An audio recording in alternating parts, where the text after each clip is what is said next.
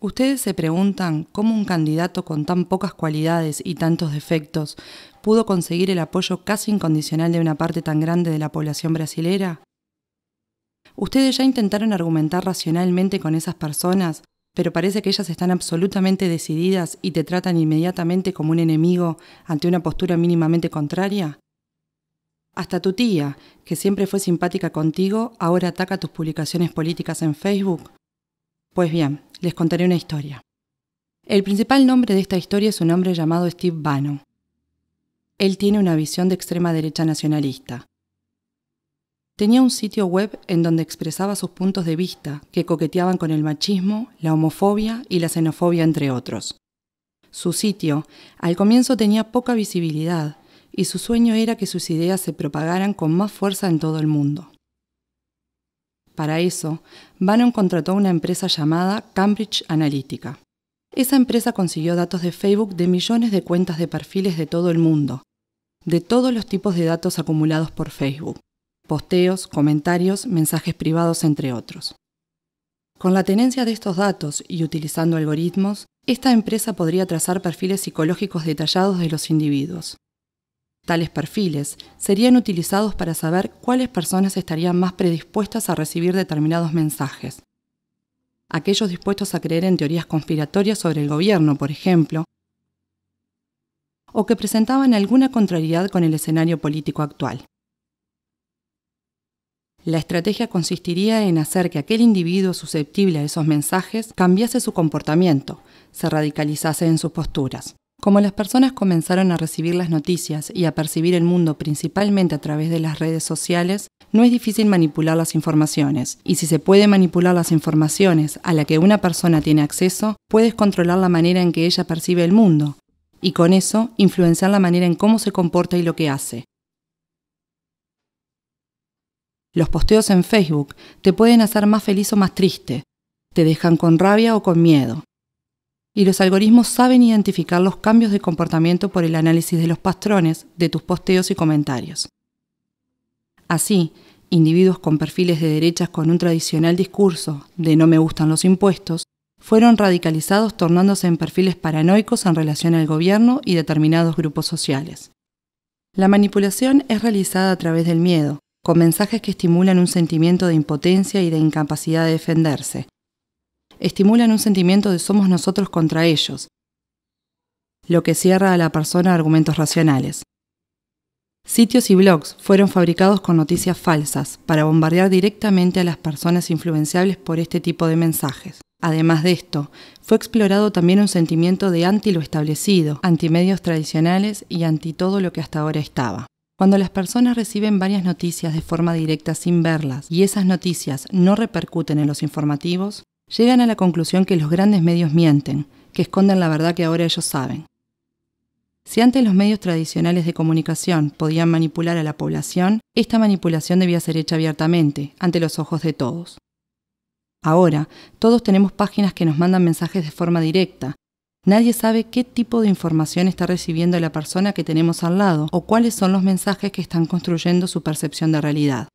Con ese poder en las manos, Bannon consiguió popularizar entre los jóvenes a Alt-Right, un movimiento de extrema derecha norteamericano que resultó de las protestas Unamos a la Derecha el año pasado en Charlottesville, Virginia. Bannon trabajó en la campaña presidencial de Donald Trump, siendo un estratega de su gobierno. La empresa Cambridge Analytica trabajó también en el referéndum del Brexit, que fue ganado principalmente por argumentos originados de noticias falsas. Cuando la manipulación se comenzó a distinguir, Mark Zuckerberg fue llamado al Senado norteamericano para testificar. Para quien entendía lo que pasaba, quedó claro que la democracia de la nación más importante del mundo había sido hackeada. Pero los congresistas poco entendían del medio social. ¿Y quién estaría dispuesto a admitir que la democracia puede ser hackeada a través de la manipulación de los individuos?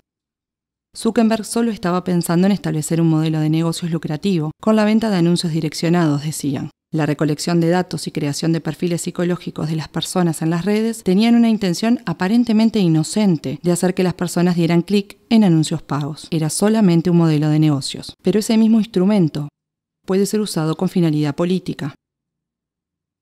Él se dio cuenta de eso y sabía que las elecciones brasileras podían estar en riesgo también. Brasil es una de las mayores naciones del mundo. Facebook entonces tomó medidas activas para evitar que las campañas de desinformación y manipulación ocurriesen en su red. Muchas cuentas falsas fueron retiradas de Facebook en el periodo anterior de las elecciones. Pero no contaban con la popularidad y capitalización de los grupos de WhatsApp. Este es un aplicativo de mensajes directos entre individuos. Por eso no puede ser monitoreado externamente. No hay cómo regular las fake news o noticias falsas. Hacer un perfil falso en WhatsApp también es muy fácil como en otras redes sociales, pero más difícil de ser detectado. Bannon, que soñó con un retorno de la extrema derecha nacionalista fuerte mundialmente, con ideas clasificadas como antiminoritarias, racistas y homofóbicas, y que usó el miedo de los hombres de sentirse indefensos para conquistar adeptos, se encontró muy a gusto con Eduardo Bolsonaro. Bolsonaro dijo que Bannon apoyaría la campaña de su padre con soporte y consejos de Internet. Bannon es un consultor eventual de la campaña.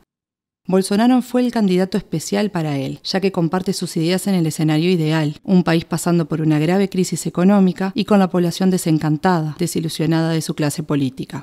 Después de las manifestaciones políticas de las mujeres en todo Brasil y de todo el mundo contra Bolsonaro, el apoyo del candidato subió entre el público femenino del 18 al 24%. Un aumento de 6 puntos después de que gran parte de las mujeres se unieron para demostrar su insatisfacción con el candidato. Esto pasó porque de un lado los grandes medios de comunicación simplemente ignoraron las manifestaciones y por otro hubo un ataque preciso a través de grupos de WhatsApp pro-Bolsonaro. Videos editados con escenas de otras manifestaciones con mujeres mostrando los senos o rompiendo imágenes cristianas, utilizadas para desmoralizar el movimiento LNAU entre las más conservadoras. Además, Eduardo Bolsonaro salió a hablarle al público después de la manifestación y declaró: "Las mujeres de derecha son más lindas que las de izquierda. Ellas no muestran los pechos ni defecan en las calles. Las mujeres de derecha son más higiénicas". Esta declaración, que puede parecer pobre o estúpida, es hecha como medida para estimular el sentimiento de repulsión, de rechazo para con el otro lado. Esto no es una novedad. La máquina de propaganda del nazismo alemán asociaba a los judíos con las ratas. El discurso era que los judíos estaban infectando las ciudades alemanas, así como las ratas lo hacían. Ese es el discurso que asocia el sentimiento de repulsión hacia una determinada población, lo que hace que el individuo se quiera identificar con el lado limpio de la historia. He aquí ese 6% de las mujeres que se pasaron a identificar con Bolsonaro. Ahora nos es posible comprender por qué es tan difícil utilizar argumentos racionales para dialogar con el elector de Bolsonaro. ¿Te das cuenta ahora del nivel de manipulación a lo que tus amigos y familiares están expuestos? La pregunta es, ¿qué hacemos? No adelanta confrontarlos y acusarlos de ser influenciables o engañables. Eso solo provoca que se cierren y te clasifiquen como uno de los enemigos que está del otro lado. Es una línea muy fina, ya que si le decimos a alguien que es manipulado, puede sentir que lo estamos tratando de burro o de tonto, lo que solo va a generar un intercambio de insultos improductivos. Tengamos empatía. Esas personas no son todas malas. Están manipulando sus emociones y siendo sometidas a una percepción de la realidad muy distinta a la tuya. La única manera de cambiar su pensamiento es hacer que esas personas perciban ellas mismas que no hay argumentos que fundamenten sus creencias. Pidamos que las personas defiendan racionalmente sus opiniones políticas. Estemos abiertos a oírlas, pero continuemos siempre preguntando más y más hasta percibir que llegamos al punto en que la persona se da cuenta que no existen argumentos para responder. Preguntémosle, por ejemplo, ¿por qué decidiste por este candidato? ¿Por qué pensás que va a cambiar las cosas? ¿Pensás que él está preparado? ¿Conocés sus propuestas, su historia como político? ¿Cuál realización de él aprobás? Si percibimos que la persona no está pronta para debatir, retirémonos de la discusión. No agredamos ni ofendamos, ya que este comportamiento radicalizaría el somos nosotros contra ellos. Tengamos en mente que los discursos en los que esa persona cree fueron introducidos en ella de manera que hubiese una verdadera identificación emocional, tornándose en una especie de segunda identidad. No es de un momento a otro que algo así se cambia. 2 de las democracias más importantes del mundo ya fueron hackeadas utilizando técnicas de manipulación. No vamos a dejar que esas fuerzas nos pongan unos contra otros.